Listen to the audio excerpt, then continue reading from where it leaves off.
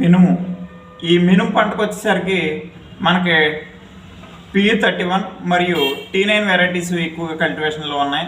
దీంతోపాటు రీసెంట్గా మనకు కొన్ని హైబ్రిడ్స్ కూడా రావడం జరిగినాయి. వీటిని కూడా కల్టివేట్ చేస్తున్నారు. వీటన్నిటిలోనూ కూడా ఎకరానికి సుమారుగా మనం 10 క్వింటాలు దిగుబడి తీయచ్చు. దీంట్లో మనకి మొదటకుండా కొంచెం కొద్దిపాటి ఫెర్టిలైజర్స్ వేస్తూ ఉంటారు. ఈ ఫెర్టిలైజర్స్ కనుక మనకి గాఢత ఎక్కువైనప్పుడు మనకి మెట్ట చావు వచ్చే ఛాన్స్ ఉంటుంది ఈ మినపచేలో. కాబట్టి రైతు సోదరులు గ్రహించాలి, మనకి ఫాస్ఫేట్ లెవెల్స్ కొంచెం తక్కువగా ఉండేటటువంటి మనం ఎరువుల్ని, దాంతోపాటు మనకి మినపచేనుకి కావాల్సినటువంటి కిట్ ఒకటి ఉంటుందండి.